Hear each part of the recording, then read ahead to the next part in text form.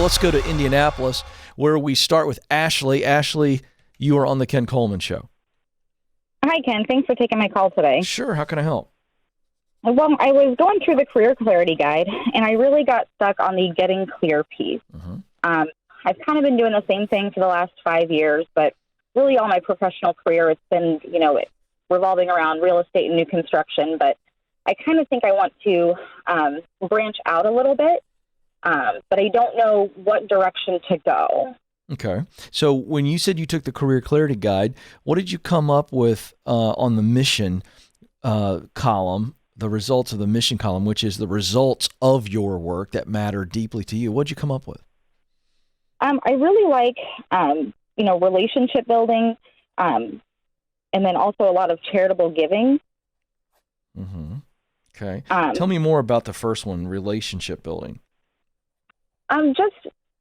Establishing a good connection with somebody and helping them, achieve the result that they're looking for, whether it be, on a business-to-business aspect or a personal-to-business aspect. Mm-hmm. All right, so that's what you wrote down for mission. That's what you came up with, the results of your work. You wanted to generate or build charitable giving.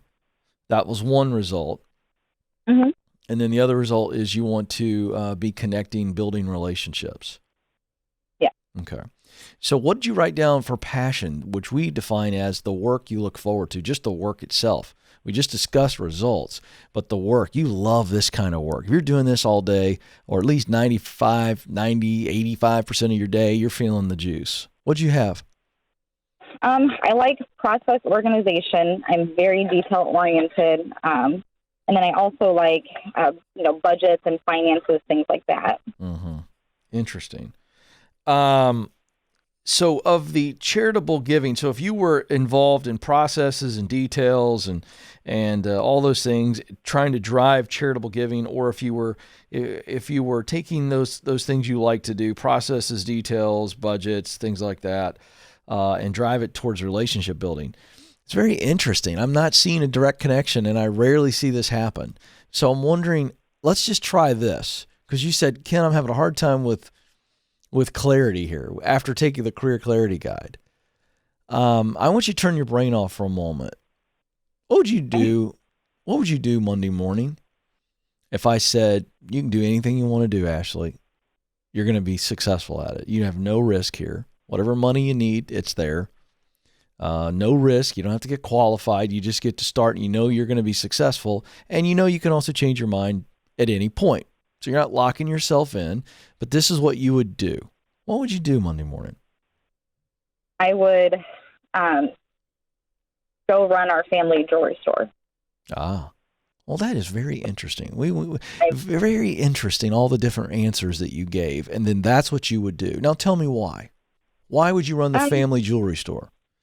I think that it really, it hits a note for me as far as, the process organization side, Mm-hmm. management, leadership, creating that great work environment, but then also, being able to drive some charitable giving, and running that business and kind of being in control of that and making sure that happens. That's fantastic.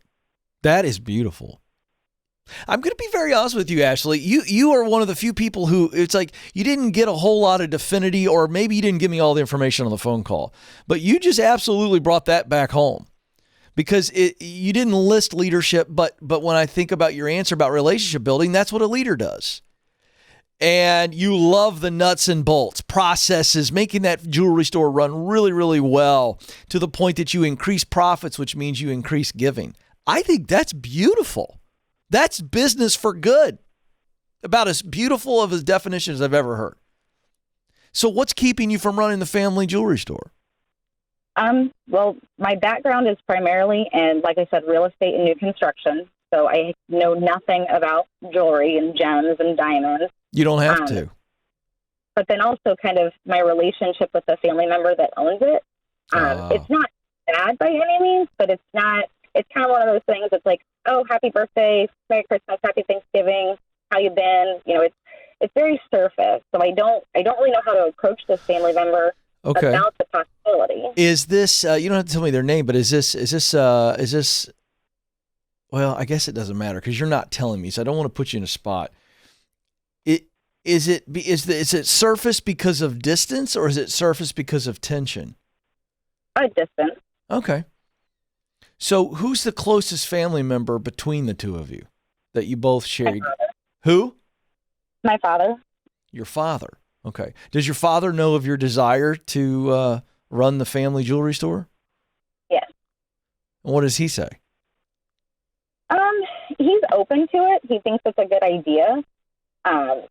He just knows the process in which, because it was established by my grandparents, so he kind of knows the process that my grandparents put in place for the current owner to get involved with it, and I don't have that experience.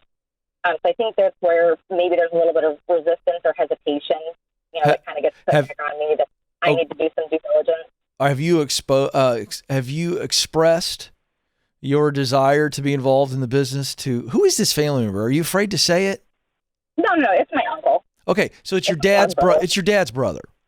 Yeah. And he's the sole owner? Yeah. And the grandparents are no longer involved? They're out? Correct. Okay.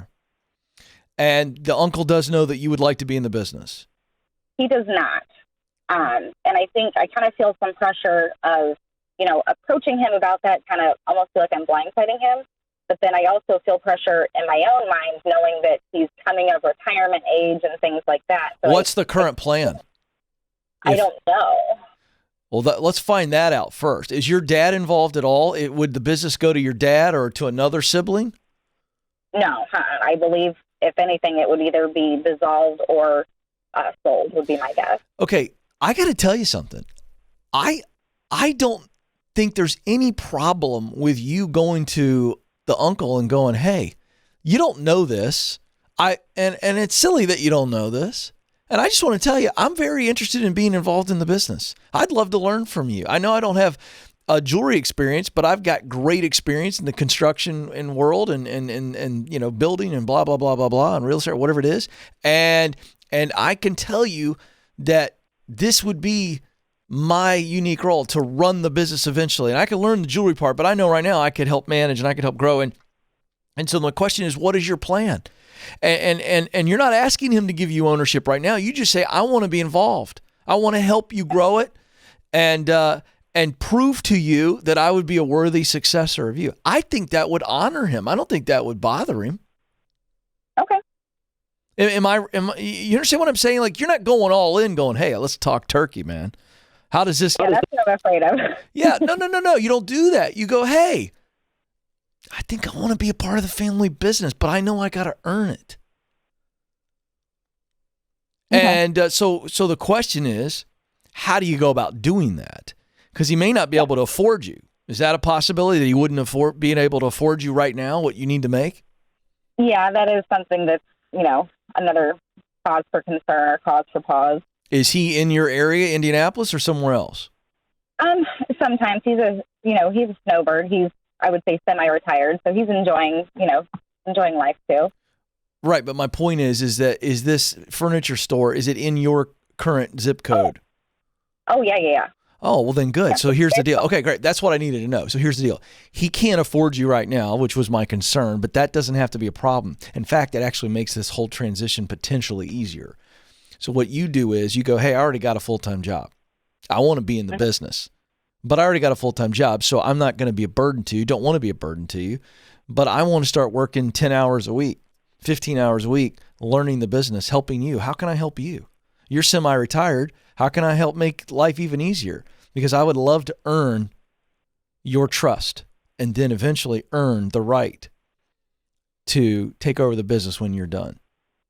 That's a great perspective. I hadn't thought about that. Yeah. So now he sees you as nothing but amazing, and you admire him. Remember, you're going to him, and your approach is the awesome niece who thinks he's a rock star so much to the point that you want to eventually be what he's doing. I just think if you lead that way, he's going to receive that as nothing more than a compliment.